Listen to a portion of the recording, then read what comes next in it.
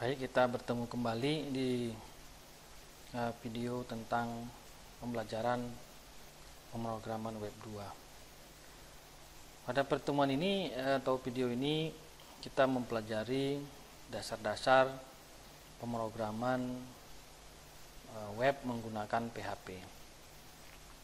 Sebelum kita mempelajarinya, tentu ada beberapa aplikasi yang harus kamu install di komputer atau di laptopnya masing-masing. Yang pertama itu adalah kita harus menginstal yang namanya XAMPP. Untuk menginstal XAMPP, maka kita bisa download dari internet secara gratis. Jadi kita buka Google dulu. Kemudian kita ketikkan yang namanya XAMPP. Kita ketikkan download XAMPP, lalu di enter. Kita menunggu sejenak. Nah, di sini ada download XAMPP page friends. Nah, ini kita buka.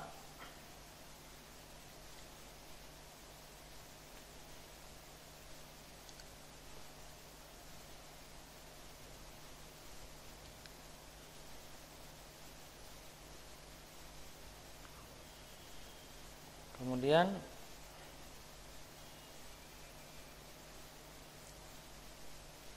sambil menunggu downloadan dari XAMPP ini. Nah, selain XAMPP tentu ada aplikasi lain untuk sebagai editornya,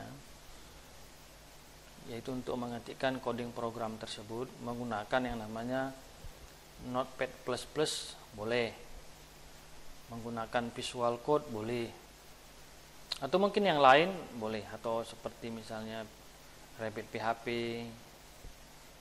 atau yang lain boleh. Nah, di sini ada XAMPP versi 7.3 atau versi 7.4 atau yang terbaru sekarang versi 8. Tapi yang kita pelajari menggunakan 7.3 ya. Kita boleh menggunakan versi 7.3. Karena kalau sudah versi 7.4 sedikit berbeda nanti ya. Apalagi versi 8 gitu ya. Jadi kita menggunakan XAMPP untuk PHP versi 7.3. Ini yang paling umum dipakai ya. Kalau ingin yang lainnya juga ada di bawah ini. Di more download ini juga ada yang versi-versi sebelumnya ya. Tapi kita gunakan yang ini ya. Tapi ingat, ini menggunakan 64 bit. Jadi tidak ada lagi yang 32 bit.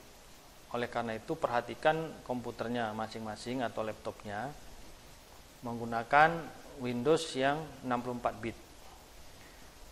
Dan kalau boleh dan wajib gitu ya, Windows yang digunakan itu jangan lagi Windows 7, minimal Windows 8 gitu ya. Dan bila perlu Windows 10. Tapi yang 64 bit ini ya, perhatikan dengan baik di aplikasinya, Windows-nya harus 64 bit. Karena sekarang aplikasi sudah mulai ya mengarah ke 64 bit. Nah, ini kita download ini, misalnya kita klik download.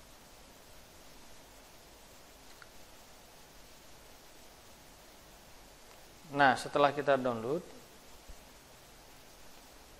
sambil menunggu, kecepatan ini bergantung pada kecepatan akses internet yang digunakan.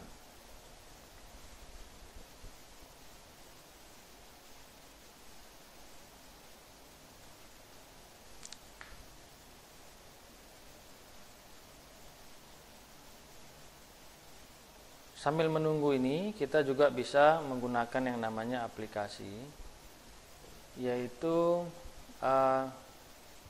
ini ya, Notepad++. Ya, ini juga bisa di-download secara gratis. bisa diinstal ya. Nah, setelah diinstal nanti cara menginstalnya ini ya ikuti saja instruksi yang ada di aplikasinya nanti ya. Jadi bisa tinggal ikutin aja, nggak perlu ada konfigurasi, nggak perlu ya. Jadi itu bisa mempercepatnya. Jadi bisa download di sini, katakan Notepad++. Notepad++.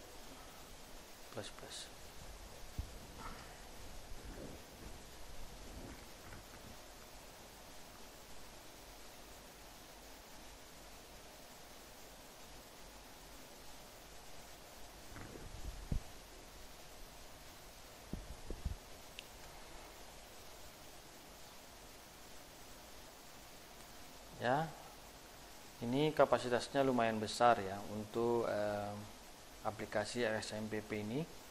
Ini nanti juga ada Notepad 64 bit ya. Versi 7.9.5 ya. Nah, ini bisa di-download dan juga nanti diinstalkan di laptop atau di komputernya masing-masing. Nah, sekarang setelah kita download aplikasinya ini ya, maka bisa diinstal. Tinggal mengikuti aturan-aturan yang di dalamnya. Baik, saya tidak akan melanjutkan cara penginstalannya. Saya kira kamu juga bisa mengikutilah ya, cara menginstalnya itu tidak begitu sulit. Tinggal ada pilihan next, itu sudah pasti bisa ya. Karena tidak memerlukan konfigurasi yang banyak. Sekarang anggap sudah selesai untuk proses instalasi. Setelah selesai instalasi, maka XMPP-nya itu dari mana kita tahu kalau terinstall? Ini yang ada di layar sini di laptop saya ini secara otomatis itu tidak ada. Biasanya tidak ada secara otomatis. Jadi kita bisa memeriksanya di sini, di drive C ataupun di drive mana kita instalkan ketika pertama kali kita mau menginstalnya. Nah, kita lihat di C, di sini ada XMPP, kemudian di sini htdocs. Jadi disinilah tempat menyimpan semua folder ya, untuk pemrograman web. Jadi di sini dia. Nah, kita buat misalnya nama foldernya ya. Kita buat nama folder baru, buat di sini. Kita buat belajar web. Nah, gitu ya. Jadi belajar garis web. Itu nama foldernya. Nah, setelah kita buat, maka kita mengaktifkan yang namanya program XMPP-nya. Di mana cara mengaktifkannya? Di sini ya. Jadi tadi di XMPP, di sini ada XMPP control. Ini double klik. Ya.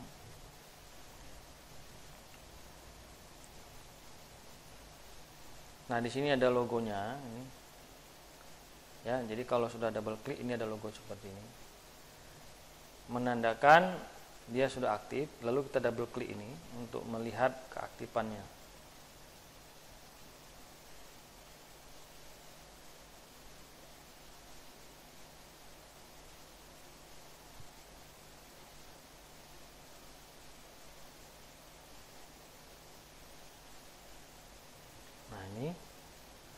Nah, ini control panelnya.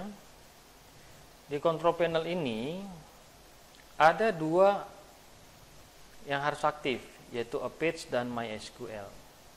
Kalau diperhatikan di sini ada portnya. Jadi kalau web itu portnya 80, dan MySQL itu portnya 3306. Ini sudah standar untuk web. ditambah dengan port 443 ya. Di sini tertulis adalah bacanya stop. Kalau tulisannya sudah berubah menjadi stop, itu artinya Apache atau Apache ini dan SQL sudah jalan. Tapi kalau bacanya seperti ini, start, ini belum dijalankan. Maka perhatikan dua ini. Dua ini harus aktif. Yang lainnya ini tidak perlu. Karena ini sebenarnya untuk Tomcat itu kalau kita membuat web dari Java, yang disebut dengan Java Server Page atau JSP atau Java Web gitu ya. Yang kalau yang lain-lain ini enggak kita pakai ya. Jadi yang dua ini harus diperhatikan. Kondisinya sudah bacanya stop. Itu artinya sudah aktif. Sekarang kita tutup dulu. Kita kembali tadi ke sini, ke htdocs-nya. Tadi foldernya adalah belajar garis web. Nih. Ini nama foldernya. Karena ini sudah aktif tadi, XMPP-nya, kita buka dari Mozilla atau Google Chrome atau mungkin yang lain ya. Misalnya pakai Opera atau pakai Internet Explorer ya. Browsernya. Di browser ini di address ini, bukan di sini ya, bukan di sini ngetiknya tapi di sini, di address ini. Kan di address ya, diketikkan sini localhost. Lalu di enter. Nah, di localhost ini menampilkan dashboard dari XMPP itu ya, menampilkan dashboardnya. Nah, ini dia. Inilah dashboardnya.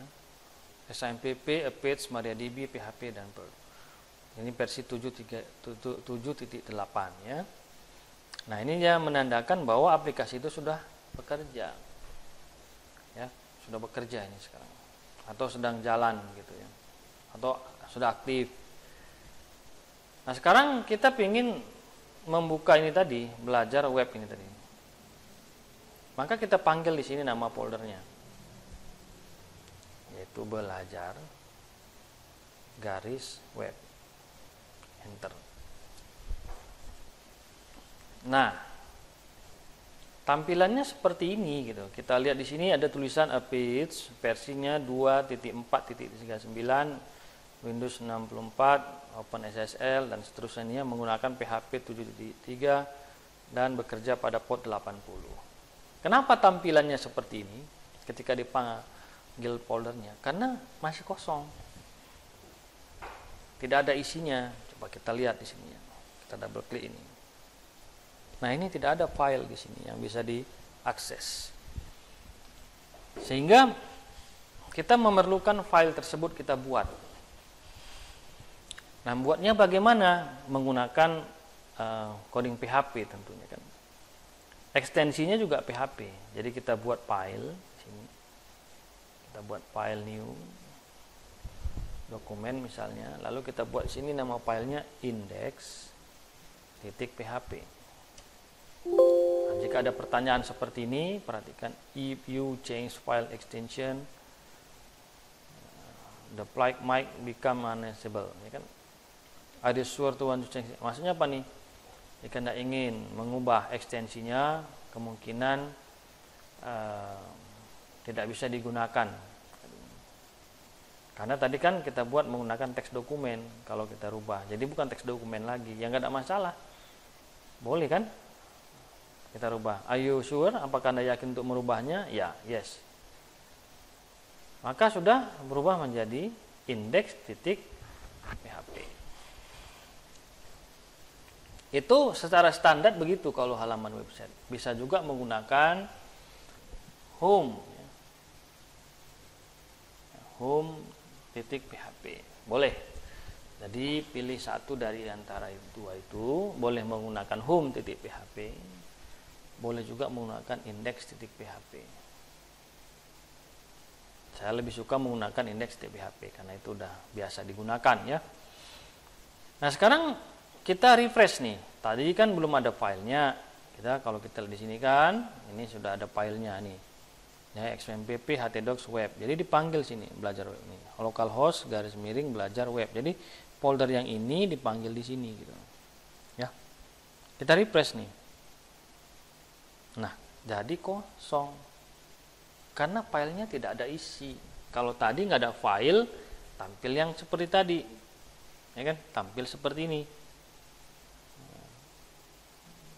Ya, kalau sudah ada filenya seperti ini, maka dia kosong. Kenapa? Coding PHP-nya belum dibuat. Nah, sekarang kita mau membuat codingnya menggunakan Notepad++.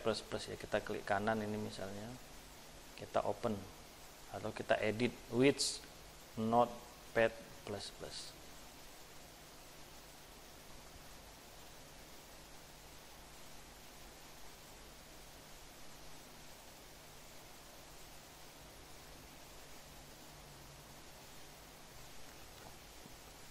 Ya, ini kenapa banyak tampil, karena saya membuka file yang banyak pada sebelumnya ya.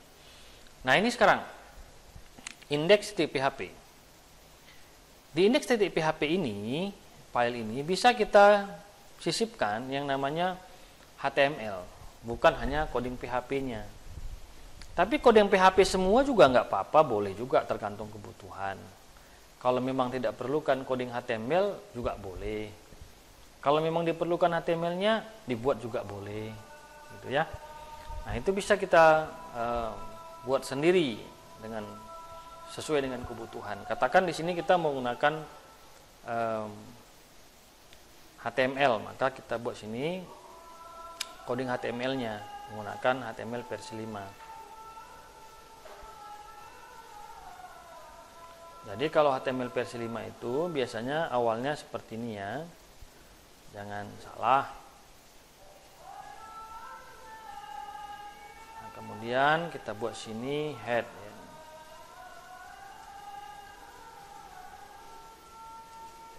Dan sini kita buat body. Kita buat sini penutup body. Nah, seperti ini. Di dalam head ini ada yang namanya title. Buat sini belajar pemrograman web 2. Nah, ini dia untuk struktur pemrograman HTML-nya. Nah, sekarang kalau kita ingin membuat coding PHP, maka di sini kita buat seperti ini ya. Jadi seperti ini, tanda lebih kecil, kemudian tanda tanya, lalu ketikkan PHP. Lalu diakhiri dengan tanda tanya, tanda lebih besar. Nah, ini merupakan tanda bahwa mengawali dan mengakhiri coding PHP. Atau dengan kata lain, tak pembuka, ini tak penutup. Ya. Nah, di dalam tag PHP ini, kita bisa buat coding PHP. Bisa juga coding HTML. Ya, bisa. Katakan kita menggunakan coding PHP sekarang. Jadi kalau kita mengawali sebuah pemrograman PHP, maka seperti ini wajib kita buat. Dan meletakkan ini di mana saja boleh. Mau di atas duluan boleh, ya. Tapi kalau HTML kan enggak bisa ya. Dipindah-pindah posisi. Jadi kalau PHP di mana saja boleh dibuat.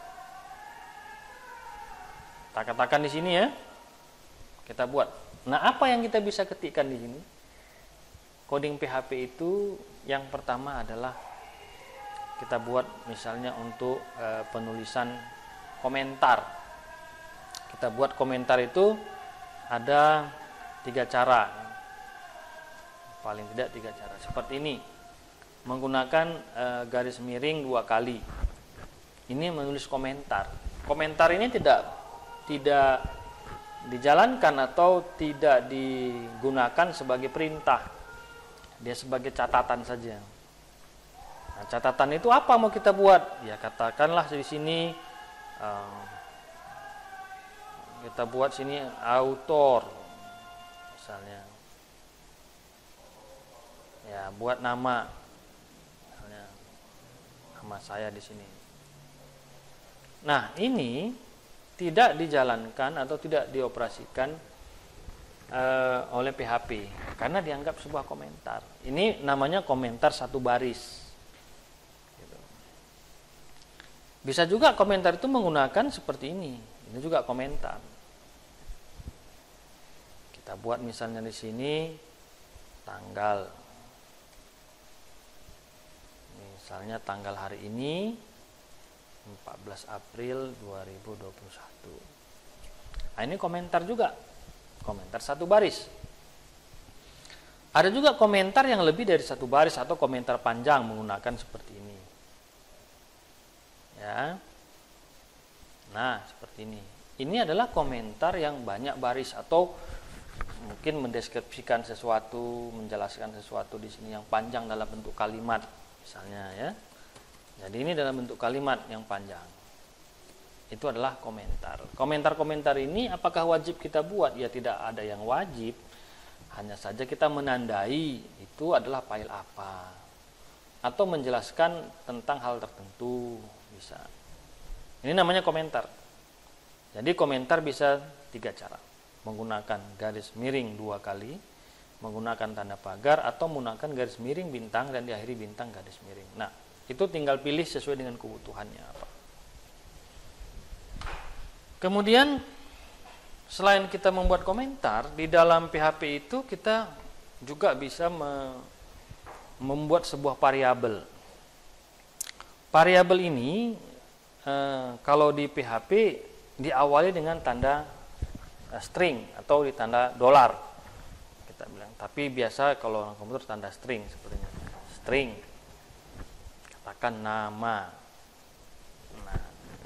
Ini artinya bahwa variabel nama.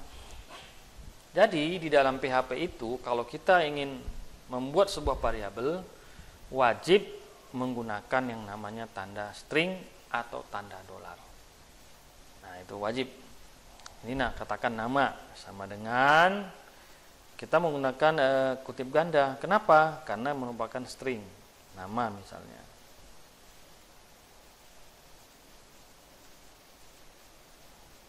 Kemudian kalau mendefinisikan angka bagaimana? Langsung seperti ini misalnya. Nilai X sama dengan 80. Nah, kalau angka dia tidak perlu menggunakan titik koma. Jangan lupa perintah PHP itu harus diakhiri dengan titik koma. Nah, seperti ini. Kalau komentar tidak perlu dibuat titik koma ya di sini, tidak perlu. Tapi kalau perintah ini definisikan variabel harus menggunakan titik koma setelah akhir dari perintah tersebut. Nah, ini. Jadi ini adalah definisikan variabel dalam berupa teks atau string. Ini adalah berupa angka. Kemudian setelah kita definisikan, bagaimana untuk menampilkannya ke halaman website agar tampil di halaman? Maka kita menggunakan yang namanya echo. Misalnya string nama titik koma. Ya, ini perintah echo itu artinya tampilkan di halaman website atau cetak ke halaman. Nah, ini menggunakan echo string nama yang dipanggil variabelnya. Jadi yang ditampilkan nanti adalah yang ada di isi variabel ini. Coba kita buktikan, benar enggak ini yang tampil nama ini? Ya, kita refresh ya. Nah, kalau kita lihat di sini kan gitu. Ya enggak? Jadi ini perintah echo ini string nama yang tampil adalah ini. Karena isi dari variabel nama ini gitu. Nah, demikian juga kalau kita misalnya angka. Kita buat lagi di bawahnya. String nilai X titik koma. Kemudian ketika kita buat perintah echo yang kedua ini, apakah betul baris kedua dia akan tampil? Kan gitu. Coba kita lihat. Ya. Betul nggak nilai X nanti di bawahnya ini? Gitu. Kita klik refresh.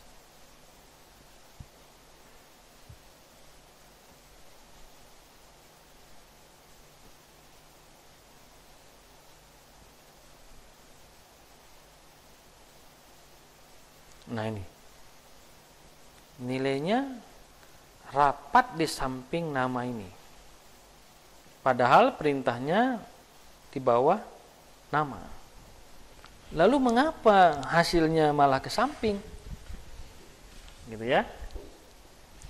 Karena dia bukan memerintahkan menampilkan sesuatu itu di halaman secara baris baru.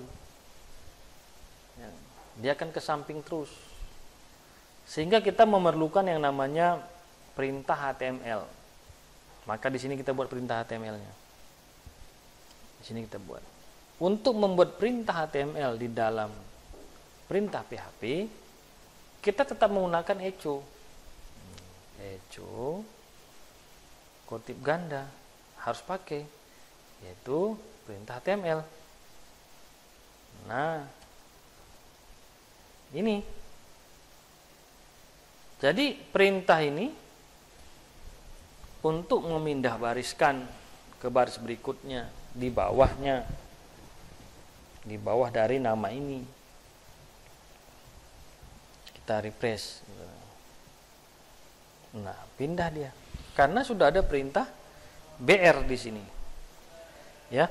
Kalau dalam HTML BR itu kan pindah baris baru.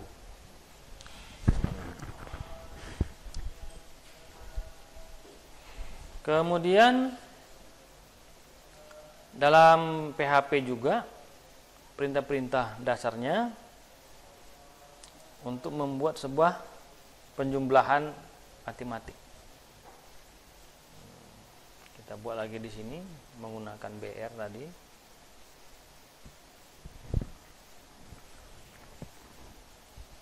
Kita buat sebuah variabel misalnya gini ya, string nilai A sama dengan 70. String nilai B sama dengan 60. Maka kita mau buat rumus, misalnya string nilai C sama dengan string nilai A ditambah dengan string nilai B, titik koma. Jangan lupa titik komanya. Nah, ini merupakan penjumlahan matematika secara dasar. Lalu kita ingin tampilkan di halaman websitenya, maka kita buat sini echo hasil penjumlahan sama dengan. Nah, di sini apa yang kita buat untuk bisa menampilkannya? Ya kan? Perintah apa yang kita gunakan untuk memanggil nilai tersebut? Ya kan? Maka kita buat di sini menggunakan tanda tambah misalnya. Di sini kita buat string nilai C.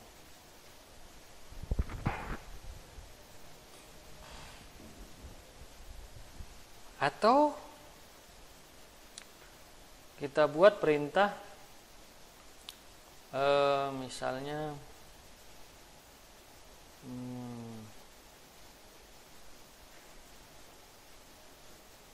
ya kita coba dulu ini ya, kita pakai tanda tambah, apakah bisa atau enggak ini kan? Atau menggunakan titik juga bisa ya, titik di sini, titik.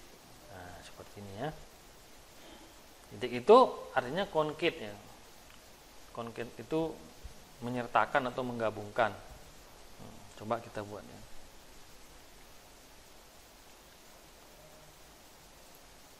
Kita refresh. Nah, nih. Ya kan? Nih. nilainya adalah 130. Ya, menggunakan titik untuk menyertakan ya, menggabungkan ini antara ini label dengan hasil. Maka dia menggunakan tanda titik.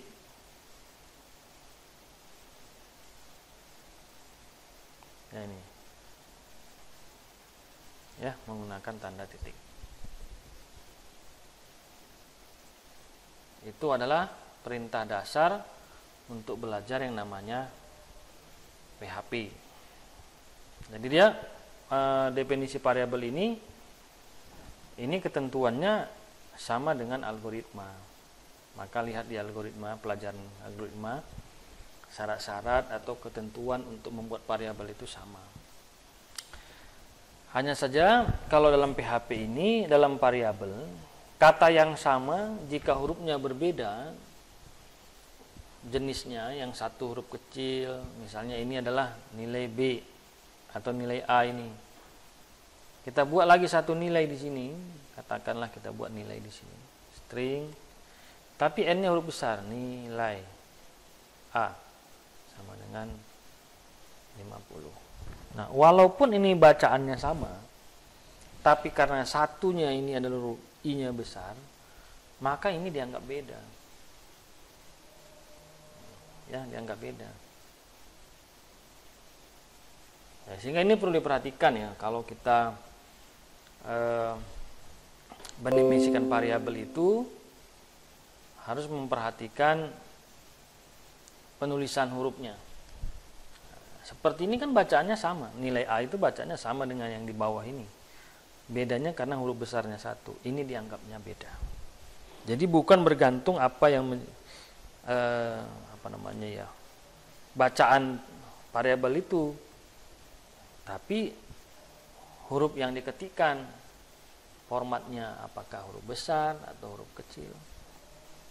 Bisa banyak, bisa dibuat variabel itu ya. Variabel nilai A bisa buat lagi misalnya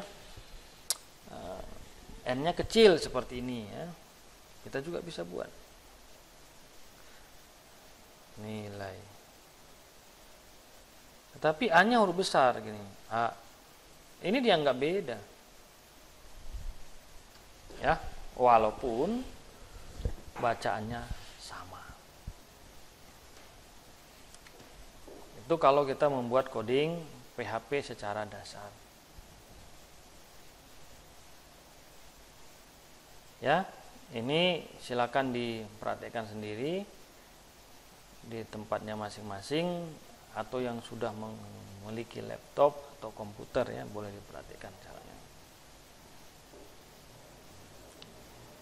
Baik, itu dulu untuk materi hari ini. Terima kasih.